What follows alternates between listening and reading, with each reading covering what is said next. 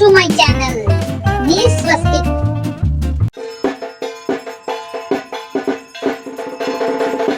সেই সময়টা ছিল আমাদের ছোটবেলার, যখন বছরের সবচেয়ে বড় আনন্দ মানেই ছিল দুর্গাপুজো। বছরের অন্য সব উৎসব, অনুষ্ঠান, খেলার মজা একপাশে রেখে আমরা শুধু দিন গুনতাম কবে আসবে মহালয়া, কবে ভোরে রেডিওতে বাজবে আশ্বিনের শারদ প্রাতে। যেন সেই এক সুরেই শুরু হয়ে যেত আমাদের পুজোর মহোৎসব।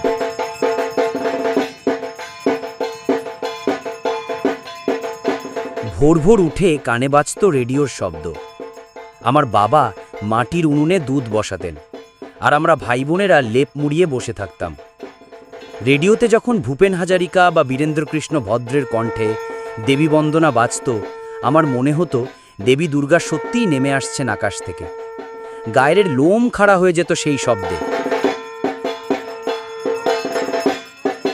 পাশের বাড়ির কাকিমারা উলুধ্বনি করতেন, আমার মা ঘর ঝাড় দিতেন, দরজায় আলপনা আঁকতেন।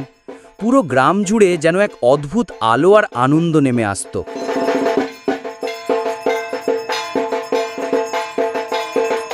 পুজোর আগের দিনগুলো ছিল আসল উন্মাদনা।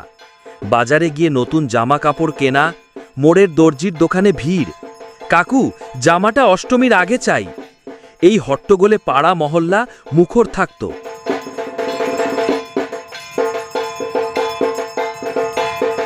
আমরা ছোটরা সারাদিন ভাবতাম কে কি জামা পেল, কার জুতোটা চকচক করছে, আর কোন দিন সেই জামা বেরে হবে আলমারি থেকে।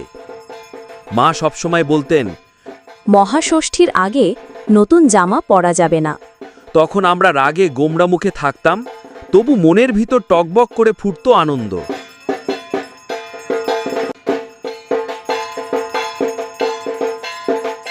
ষষ্ঠীর দিন যখন ঢাকের বোল বাজত, আমরা দল বেঁধে বের হতাম প্যান্ডেল দেখতে। কোথাও কাশফুলের সাজ, কোথাও রাজমহলের মতো গম্বুজ, আবার কোথাও পুরো মণ্ডপটাই বানানো হতো গ্রাম বাংলার চালাঘরের মতো। বাঁশের গায়ে রঙিন কাগজ, ঝিলমিল বাতি আর মাটির গন্ধ মিশে যেত ঢাকের আওয়াজে। আমাদের চোখ কেবল বিস্ময়ে ভরে থাকত। লাগত এ যেন সত্যি স্বর্গ নেমে এসেছে আমাদের ছোট্ট গ্রামে।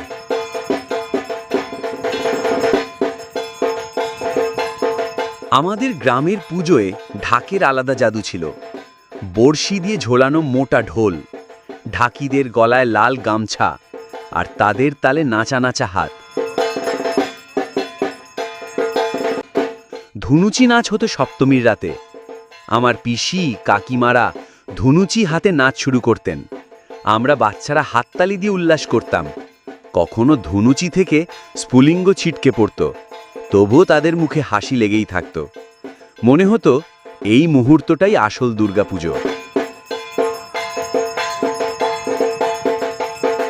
পুজোর দিনগুলো মানেই শুধু ঠাকুর দেখা নয়, ছিল জমজমাট মেলার আনন্দ। মেলায় গেলে চোখ ধাঁধিয়ে যেত। রঙিন বেলুন, নাগরদোলা, ঝালমুড়ির গন্ধ, খেলনা বিক্রেতার হাঁক ডাক।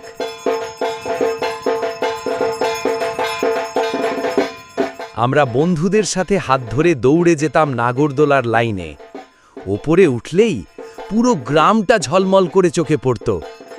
কখনো আবার ভাগ্য পরীক্ষা করতাম, টিকিট কেটে বাল্ব জ্বালাও, পুরস্কার জিত। কেউ জিতত বাঁশি, কেউ পেত মাটির ব্যাংক। তখন মনে হতো ছোট্ট জেতাটাই যেন পৃথিবীর সবচেয়ে বড় খুশি।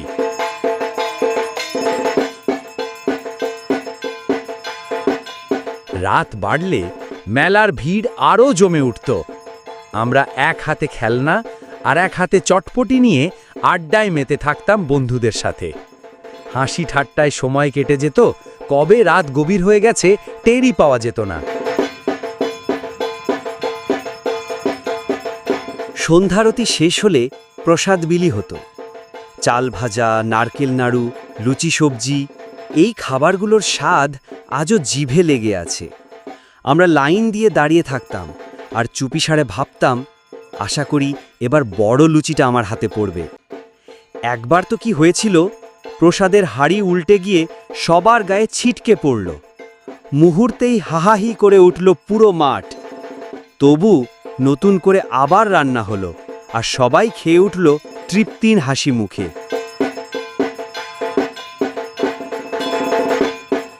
অষ্টমীর সকালে ছিল অঞ্জলির বিশেষ আকর্ষণ। আমরা ছোটরা সাদা ধুতি পাঞ্জাবি, মায়েরা নতুন শাড়ি পরে একসাথে দাঁড়াতাম ঠাকুরের সামনে। পুরোহিত মন্ত্র পড়তেন, আমরা ফুল হাতে চাপ দিতাম বুকের কাছে। সেই মন্ত্রের শব্দ, ঢাকের বোল, ধূপের গন্ধ সব মিলে মনে হতো দেবী সত্যিই আমাদের আশীর্বাদ করছেন। মায়ের চোখ ভিজে যেত।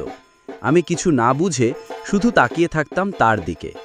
আজ বুঝি সেই মুহূর্তেই ছিল পূর্ণ ভক্তির রূপ।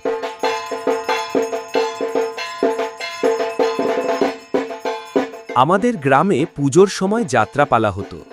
বড়রা মঞ্চ বানাতেন আর আমরা সারি বেঁধে বসে নাটক দেখতাম। মেঘনাদ বধ, বেহুলা, কখনো আবার হাসির নাটক সবই ছিল উৎসবের অংশ। আমরা বাচ্চারা চরিত্র দেখে মুগ্ধ হতাম। ফিরে এসে উঠোনে নিজেরাই নাটক শুরু করতাম। কেউ নায়ক, কেউ খলনায়ক, আর বাকিরা দর্শক হয়ে হেসে গড়াগড়ি খেত।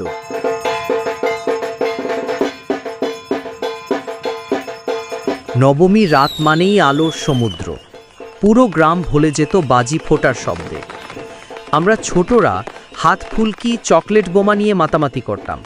বড়রা আকাশে উড়াতেন রঙিন আতশবাজি। আকাশ ঝলমল করে উঠত। আমরা হাততালি দিয়ে চিৎকার করতাম, ওই দেখ, ওই দেখ। মনে হতো সেই রাত যেন কখনো শেষ না হয়।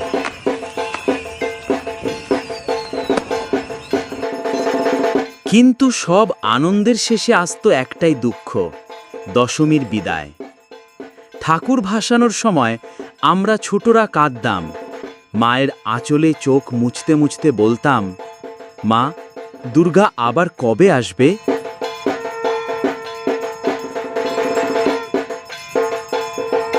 গঙ্গার জলে প্রতিমা নামানো হতো, ঢাক বাজত ধীরে ধীরে, উলুধ্বনি মিশে যেত সবার কান্নায়। মুহূর্তে মনে হতো আমাদের সবচেয়ে প্রিয় বন্ধু দূরে চলে যাচ্ছে।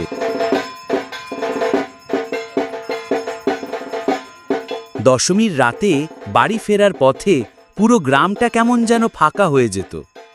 বাতাসে আর সেই ঢাকের শব্দ থাকতো না। প্যান্ডেলের আলো নিভে যেত একে একে।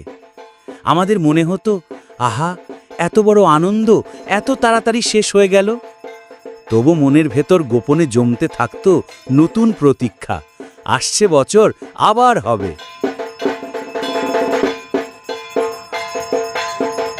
এখন হাতে মোবাইল, টেলিভিশন, ইন্টারনেট, সব কিছু পাওয়া যায় মুহূর্তে।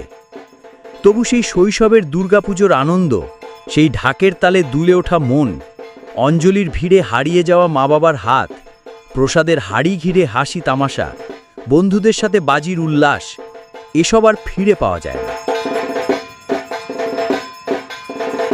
আজ মণ্ডপে মণ্ডপে ঘুরি, আলো দেখি, সেলফি তুলি, কিন্তু মনের কোণে সব সময় খুঁজে ফিরি সেই শিশু মন, সেই প্রথম আনন্দের স্বাদ।